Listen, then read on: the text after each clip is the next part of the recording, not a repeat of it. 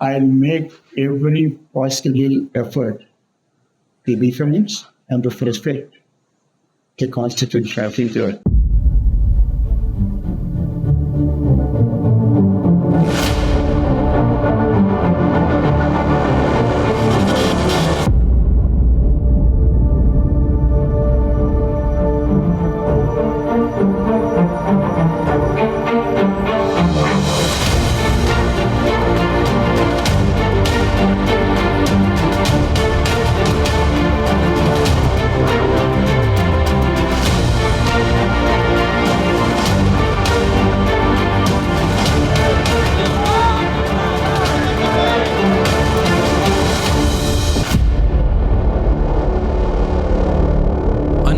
വർഷമായി ഭരണഘടന സംരക്ഷിക്കാൻ പോരാടുന്ന ആളാണ് ഞാൻ.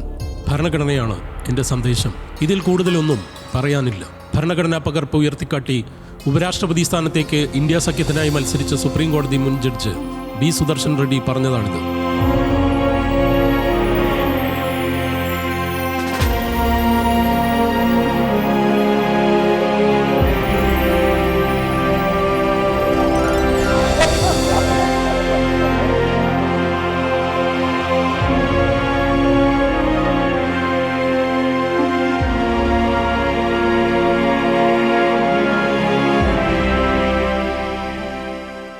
ആഭ്യന്തരമന്ത്രി അമിത്ഷാ റെഡ്ഡിയെ നക്സലുകളെ ന്യായീകരിച്ച ന്യായാധിപൻ എന്ന് വിമർശിച്ചതിനുള്ള മറുപടിയായിരുന്നു അത്. 2011 ജസ്റ്റിസ് ബി റെഡ്ഡിയും SS നിജാറും അടങ്ങുന്ന സുപ്രീം കോടതി ബെഞ്ചിന്റെ സാൽവജുദും നിരോധന വിധിയാണ് അമിത്ഷാ ഉദ്ദേശിച്ചത്. ഛത്തീസ്ഗഡിലെ നക്സൽ വിരുദ്ധ സായുധ കൂട്ടമായ സാൽവജുദുമിനെ പിരിച്ചുവിടണം. ആ സായുധ സംഘം നടത്തിയ അതിക്രമങ്ങൾ അംഗീകരിക്കാനാവില്ല. ഭരണഘടനാ വിരുദ്ധമാണത്. ജസ്റ്റിസ് റെഡ്ഡി അധ്യക്ഷനായ സുപ്രീം കോടതി ബെഞ്ച് അന്ന് പറഞ്ഞു. ഇതാണ് അമിത്ഷായുടെ വിമർശനത്തിന് ആധാരം. എന്നാൽ ദ ഹിന്ദുവിന് നൽകിയ അഭിമുഖത്തിൽ ജസ്റ്റിസ് റെഡ്ഡി ഇതിന് മറുപടിയും പറഞ്ഞു. ആ വിധി ശരിയായി അമിത്ഷാ വായിച്ചു നോക്കണം. നക്സലിസം അമർച്ച ചെയ്യണമെന്നതിൽ കോടതിക്കും സംശയമില്ലായിരുന്നു. സാധാരണക്കാർക്കെതിരായ അതിക്രമങ്ങളെയാണ് വിമർശിച്ചത് കോടതി. നക്സലുകളെ ഇല്ലാതാക്കാൻ നിയമ സംവിധാനം ഉപയോഗിക്കണമെന്നാണ് അന്ന് കോടതി പറഞ്ഞത്. ആ വിധി തെറ്റായി വ്യാഖ്യാനിക്കുകയാണ് അമിത്ഷാ.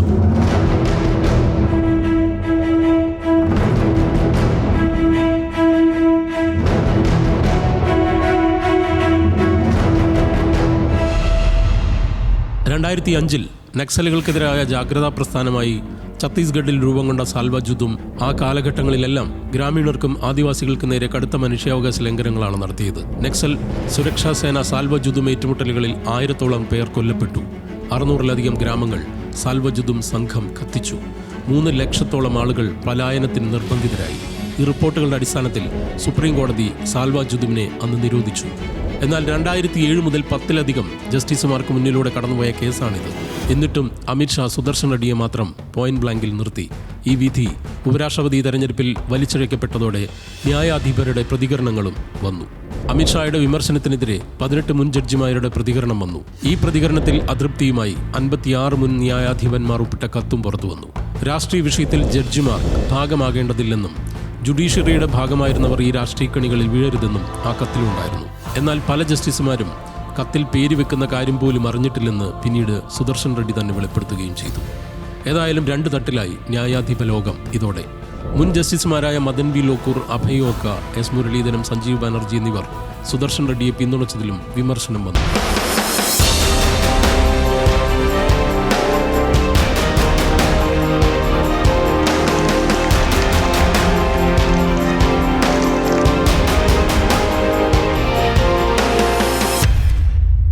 ഏതായാലും ഉപരാഷ്ട്രപതി തെരഞ്ഞെടുപ്പ് അവസാനിച്ചതോടെ ഒരു കാര്യം ബോധ്യപ്പെട്ടു.